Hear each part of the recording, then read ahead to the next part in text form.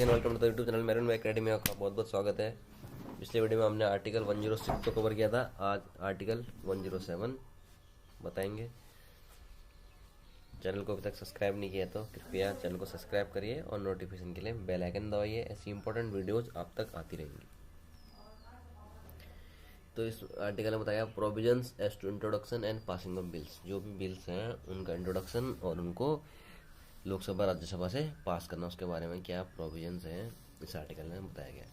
Clause 1 में बताया subject to the provisions of article 109 and article 117 with respect to money bills and other financial bills a bill may originate in other house of parliament. यानी जो भी provisions article 109 में दिए हैं money bills से regarding, article 117 में दिए financial bills के रिगार्डिंग, इन दोनों के अलावा कोई भी बिल किसी भी हाउस में ओरिजिनेट हो सकता है। यानी मनी बिल और फाइनेंशियल बिल के अलावा लोकसभा राज्यसभा कहीं पर भी बिल ओरिजिनेट हो सकता है। मनी बिल और फाइनेंशियल बिल कहाँ ओरिजिनेट हो सकते हैं? सिर्फ लोकसभा में ओरिजिनेट हो सकते हैं। हिंदी में देखते हैं। धन विधेयकों और अन्य वित्त विधेयकों के संबंध में अनुच्छेद 109 और अनुच्छेद 117 के उपबंधों के अधीन रहते हुए कोई विधेयक संसद के किसी भी सदन में आरंभ हो सकेगा।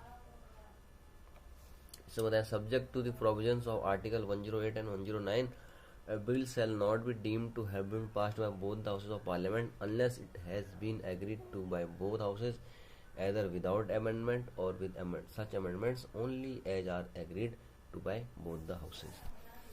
यानी क्या है, आर्टिकल 109 108 और 109 के प्रोविजंस में होते हुए कोई भी बिल तब तक पास नहीं माना जाएगा जब तक कि वो दोनों हाउस से पास नहीं होगा। यानी लोकसभा राज्यसभा दोनों ही हाउस उस पर एग्री होना चाहिए उस बिल पे, तभी वो पास माना जाएगा। either without amendment or with such amendments only as are agreed to by both houses। या तो उसमें अमेंड किया हो, मान लो कोई बिल लोकसभा ने राज्यसभा को दे दिया तो या तो उसमें अमेंडमेंट दिया हो या कुछ अमेंडमेंट नहीं दिया हो। दोनों केसेस में अमेंडमेंट दिया हो तो अमेंडमेंट भी एग्री होना चाहिए दोनों हाउसेज ने। कुछ बदलाव कर दिया राज्यसभा ने तो लोकसभा उस पर सहमत होनी चाहिए, और अगर अमेंडमेंट नहीं दिया है तो फिर वो वैसे ही पास होना ही होना है।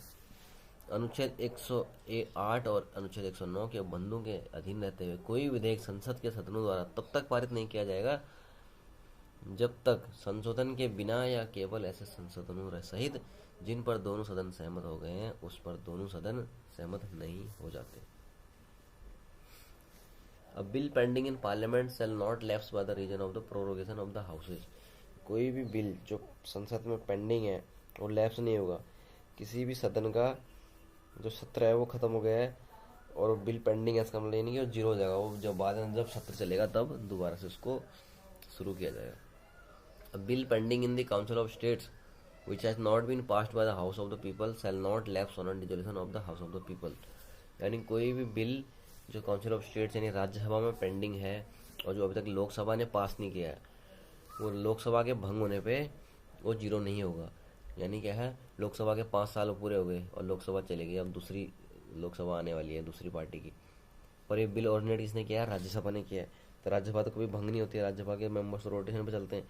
तो राज्यसभा ने कोई वैलिड अगर बिल दे रखा है तो बिल लोकसभा एक लोकसभा चलेगी कोई बात नहीं, दूसरी लोकसभा आएगी तब वो उस पर देखेगी और उसको पास करेगी।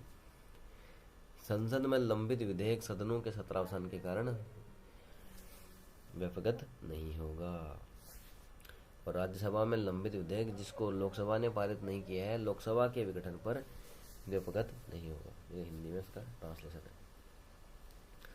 क्लॉज 5 बोल रहा है bill which is pending in the house of the people और which having been passed by the house of the people is pending in the council of states shall subject to the provisions of article 108 lapse on a dissolution of the house of the people. यानी राज्यसभा ने कोई bill अगर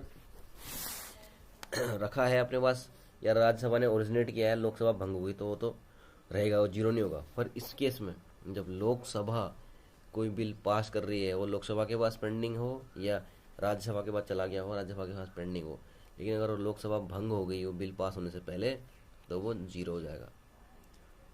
लोकसभा भंग हो गई तो उसका जो बिल है वो भी जीरो हो जाएगा क्योंकि वो पास हुआ नहीं है। तो नई जो लोकसभा आएगी वो अगला कुछ दूसरा बिल अपने हिसाब से लाएगी।